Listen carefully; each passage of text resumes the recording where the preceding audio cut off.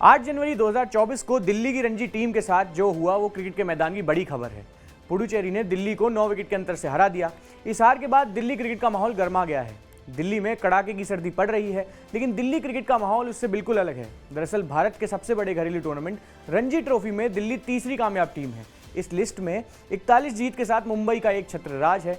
इसके बाद कर्नाटक ने 8 बार खिताब जीता है और दिल्ली ने 7 बार। इस लिहाज से दिल्ली की शर्मनाक हार है। शर्मनाक हार इसलिए क्योंकि 2018-19 में इस टूर्नामेंट में कुछ नई टीमों को जगह मिली थी। पुडुचेरी उनमें से एक टीम है। इसमें मेघालय, मणिपुर, अरुणाचल प्रदेश, सिक्किम, उत्तराखंड जैसी टीमों को भी एंट्री हुई थी। अब रणजी ट्रॉफी में एंट्री के 4-5 साल के भीतर पुडुचेरी ने दिल्ली को हराकर तहलका मचा दिया है। बदलावों का दौर भी इस टूर्नामेंट में अब शुरू हो गया है।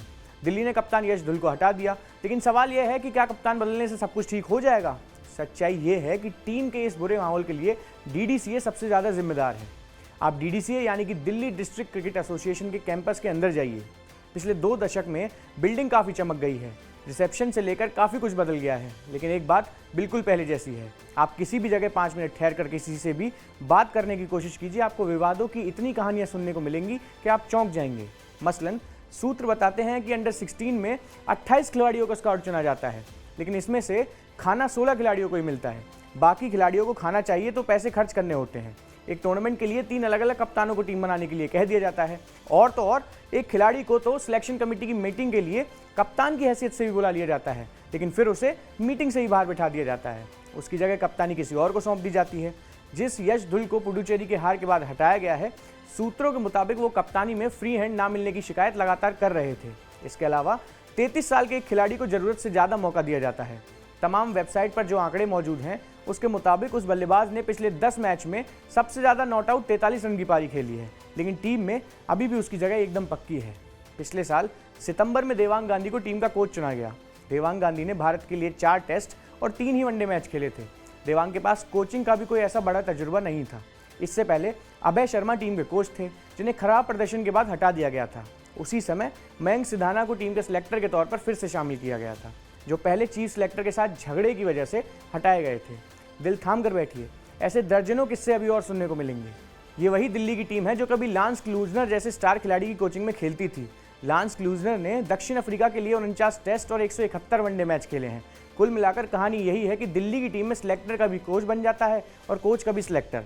बताया जाता है कि मदन लाल की अगुवाई में एक कमेटी ने इस तरह के तमाम मुद्दों पर सुधार के लिए एक रिपोर्ट सौंपी थी, लेकिन अभी तक उसमें कुछ भी खास नहीं हो पाया है।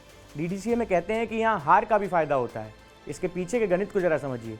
जैसे पुडुचेरी से हार के बाद आनंद फानंद में कप्तान को हटाया गया, डीडीसीए में जानकार कहते हैं कि एक कमजोर टीम से हार का मतलब ये होता है कि आप अपने जुगाड़ू खिलाड़ियों को फॉरेन टीम में घुसा सकते हैं। ऐसे ही डीडीसीए में एक और चर्चा बहुत गर्म रहती है। यहाँ अवार्ड फंक्शन का कल्चर भी है। अवार्ड फंक्शन इस बात के लिए साल में लीग के 1000 से ज़्यादा मैच करा लिए जाते हैं। ये मैच दिल्ली के ऐसे इलाकों में कराए जाते हैं जहाँ पहुँचना भी नामुमकिन है। कहा जाता है कि कई बार तो मैच जल्दी खत्म हो जाते हैं, क्योंकि मैच की गेंद किसी बल्लेबाज के शॉट से खो जाती है तो एक्स्ट्रा गेंद ही नहीं होती है। डीडीसीए में जिम्मेदारियों को लेकर म्यूजिकल चेयर के खेल पर भी सूत्र बहुत कुछ कहते हैं। हर कदम एक नया किस्सा है, हर कदम एक नया विवाद है। कोई 20 वर्ष पहले की बात है, क्रिकेटर रमन लांबा की फोटो डीडीसीए की लॉबी में लगी हुई थी। 1998 में एक मैच के दौरान चोट लगने के बाद उनकी मौत हो गई थी। उनके सम्मान में ये फोटो डीडीसीए में लगाई गई थी। लंबे समय तक वो दिल्ली के लिए खेले थे। अफसोस की बात यह है कि उस फोटो के पीछे डीडीसीए में आने वाले लोगों ने शराब की बोतलें रखी हुई थी, क्योंकि उस फोटो के पास ही डीडीसीए के बाहर दरवाज़ा था। जब चैनलों पर यह खबर चली तो बड़ा बवाल हुआ, तब जाकर उस हिस्से को साफ किया गया था। इसके बाद 2005 में जब पाकिस्तान की टीम ने भारत का दौरा किया तो इस मैदान में जिस तरह के माहौल से मचा हुआ था वो भी क्रिकेट फैंस को याद है। कुल मिलाकर स्थिति बहुत बुरी है। 10-12 साल पहले कुछ समय के लिए एक वक्त था जब डीडीसीए में थोड़ा सा प्रोफेशनलिज्म आया था। तब टीम रणजी चैंपियन बनी थी।